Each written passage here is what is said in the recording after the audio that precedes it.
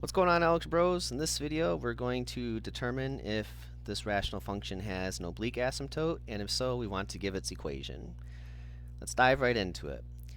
First of all, I want to note that the degree of the numerator polynomial is 2, and the degree of the denominator polynomial is 1. That's the highest power on x.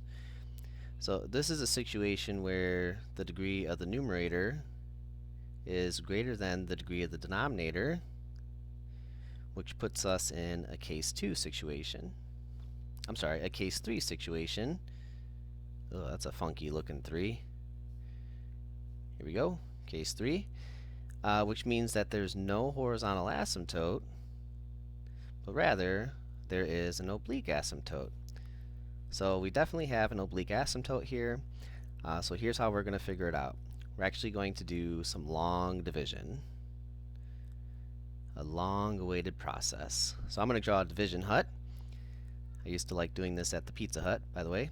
And inside the division hut, I'll put the numerator polynomial, x squared minus 9x plus 6. And in front of the division hut, we'll go x plus 3. You want to focus on the first term of each of these polynomials and ask yourself, if I were to multiply x by something to get x squared, what would that have to be? And what that would be is x. I'll put it right up here on the division hut. Here's some scratch work, by the way. You basically take the boxed term that's inside the division hut and divide it by the boxed term outside of it. That simplifies to x. Much like the process of regular long division, once we have something on top of the division hut, we have to multiply it to the divisor, which in this case is x plus 3. It has two terms, so we're going to have to multiply x to each of those. That gives us x squared plus 3x, and that's going to go underneath x squared minus 9x. Okay, so here's the scratch work for that. I take that x and I multiply it to the divisor, x plus 3. That gives us x squared plus 3x. Alright, so to help us keep track, this x went there, and then this expression, x squared plus 3x, is what goes underneath. Now what we have to do is subtract. And we're going to subtract vertically, and to help with the subtraction, I'm going to surround x squared plus 3x in parentheses,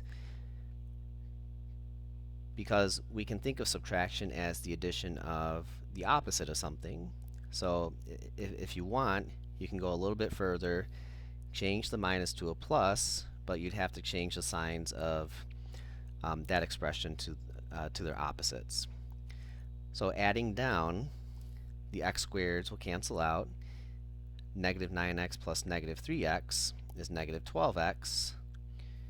And then what we do from here is we carry down this positive 6.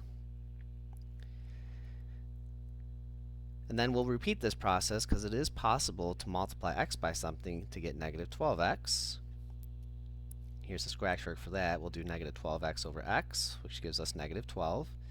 So that's what I'm going to write up here, minus 12.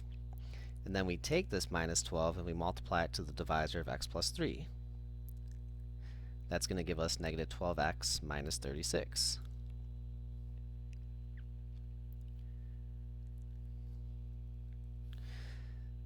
Okay, again, we are going to subtract in column format. Keep in mind, subtracting is the same as adding the opposite of something, so you can change that to addition if you want, and you'll see that the 12x's cancel out, and then we get a remainder of 42. Now, what's the oblique asymptote here? What does all this mean? Well, the oblique asymptote is always going to be the quotient polynomial. So just make a little note here. The OA is equal to the quotient polynomial, or poly for short.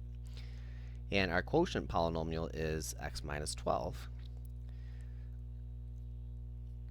So the oblique asymptote is going to be y equals x minus 12. Okay? So keep in mind the format here. y equals the quotient polynomial. So that's the format in which we write out the oblique asymptote. It's always y equals and then whatever the quotient polynomial was. So if you look at our answer choices, we are looking at option B. Alright, that's how we find the oblique asymptote. If you have any questions, let me know. Otherwise, I appreciate you watching. Thank you.